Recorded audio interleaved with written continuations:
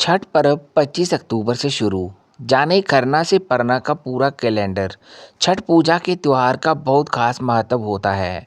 हर साल कार्तिक मास के षष्ठी तिथि से इस पर्व की शुरुआत होती है। इस साल छठ पूजा का त्योहार 26 अक्टूबर से शुरू हो जाएगा। इसका आरंभ नहाए खाए से होता है और समापन सूर्य को अर्घ्य देने के बाद हो जाता है। सुहागिन महिलाएं सुख समृद्धि, संतान सुख और सुख आरोग्य की प्राप्ति के लिए 36 घंटों तक चलने वाला ये निर्जला व्रत रखती हैं। साथ ही विधि विधान से छठी मैया व सूर्य देवता की पूजा करती हैं। दिवाली के बाद से ही महिलाएं छठ पर्व की तैयारी में लग जाती हैं। तो आइए जानते हैं कि इस साल छठ महापर्व कब मनाया जाएगा। देखें खरना से परना तक का पूरा कैलेंडर। छठ पूजा नहाए खाए कब है? 2025। छठ पर्व की शुरुआत नहाए खाए से होती है, जो इस बार 25 अक्टूबर को रहेगा। इस दिन सुहागिन महिलाएं नदी में स्नान करती हैं। ऐसा संभव ना होने पर आज के समय में महिलाएं घर में भी स्नान कर सकती हैं। साथ ही नहाए खाए के दिन सात्विक भोजन करने का विधान होता है।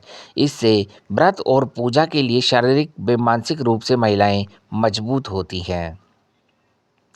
छठ पूजा खरना कब है? 2025। इस महापर्व के दूसरे दिन खरना होता है, जिसमें शाम के समय रोटी और गुड़ की खीर बनाई जाती है।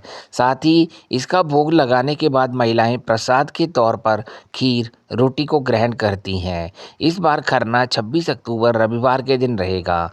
इसी दिन से प्रसाद खाने के बाद 36 घंटों तक चलने वाले कठिन व्रत का आरंभ हो जाता है। छठ पूजा सूर्य षष्ठी कब है? खरना के बाद छठ के महापर्व में डूबते हुए सूर्य को घाट अर्घ्य दिया जाता है। बता दें कि दिवाली के पश्चात षष्ठी तिथि को छठ पूजा शुरू होती है।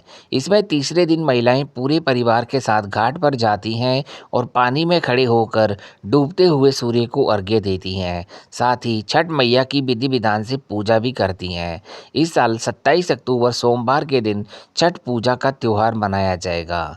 छठ पूजा सूर्योदय अर्घ्य 2025।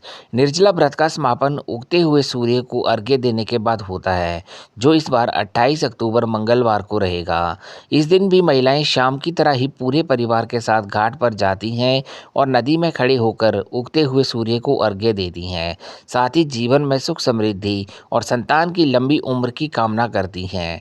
छठ महापर्व में छठी मैया की पूजा करने का विशेष महत्व होता है। साथ ही उन्हें पूरी ठेकुआ आदि का भोग लगाया जाता है। दोस्तों, उम्मीद करता हूँ दी गई जानकारी आपको पसंद आएगी। धन्यवाद फ्रेंड्स।